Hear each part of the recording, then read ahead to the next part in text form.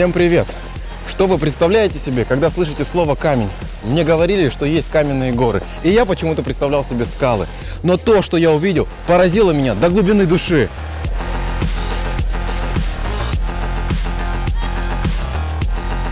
Я нахожусь в Боровом, и здесь есть очень интересные скальные образования.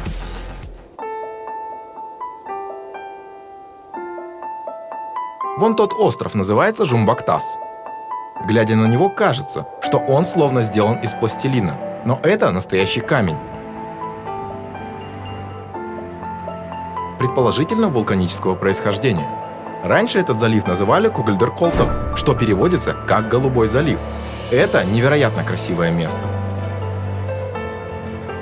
Я специально приехал на Боровое зимой, чтобы вы не отвлекались на красивые озера, а обратили свое внимание на удивительные каменные образования.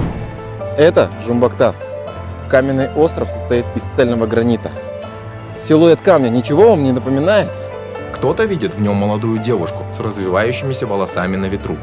Другие же видят сфинкса. Много легенд ходит об этом камне, но мне хорошо запомнилась одна из них. Есть множество легенд об этом камне, но я запомнил лишь одну. Красивая молодая девушка взмолилась, чтобы ее превратили в камень, так как братья убили ее возлюбленного. Всевышний исполнил ее желание и превратил ее в камень, видя ее безмерное горе.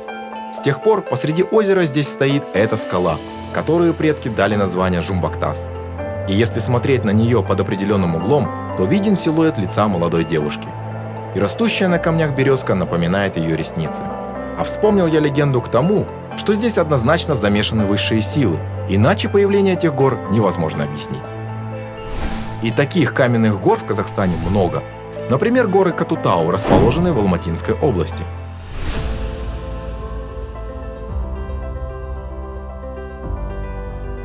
В горах Катутау вы можете найти необычной формы горную породу. Это результат деятельности вулканической активности. В обширной горной зоне Катутау совсем немного останков вулканических пород. Их мало, но они прекрасны. Особенно их красоту подчеркивает бордовый цвет материала. Но это как приманка. Если тебе понравились эти причудливые формы, то дальше твоя дорога лежит в Биктау-Ата.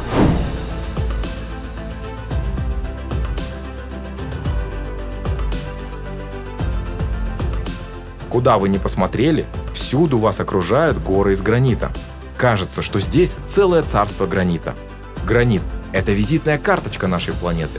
Как говорят ученые, он не встречался в составе метеоритов, и его нет в составе других планет. Кстати, местные шутливо называют эти горы лепешки. Я поймал себя на мысли, что находясь здесь и наблюдая эту картину, я задаюсь простым вопросом: как? Вот честно, как такое могло образоваться? Неужели все это творение воды и ветра? Моему восхищению нет предела. И если в Биктау-Ата на камнях ничего не растет, то в Боровом все иначе. Вы посмотрите, какая страсть к жизни у этих сосен, что растут они на камнях. Местные объясняют это так. Все здесь – это место силы. Гранит держит в себе энергию, и именно на ней произрастают сосны. На много сотен километров вниз идет гранит, уходя вглубь земли, поэтому корни идут по верху, ища место, где можно зацепиться.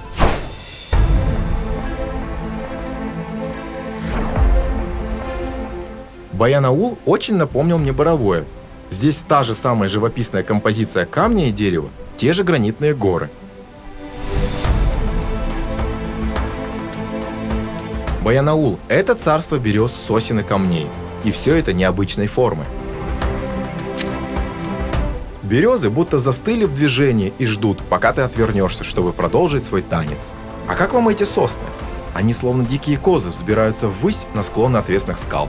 А еще в Баянауле у подножия горы Смелых произрастает краснокнижная ольха.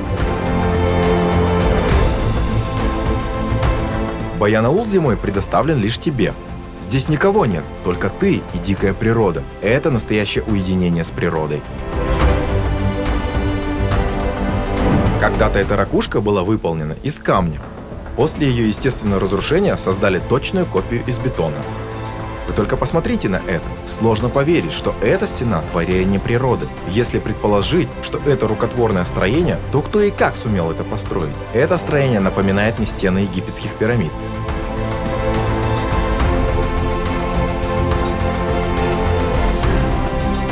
Изначально я просто хотел посетить все известные мне места с мегалитами, но вскоре я поймал себя на мысли, что подсознательно начинаю сравнивать их.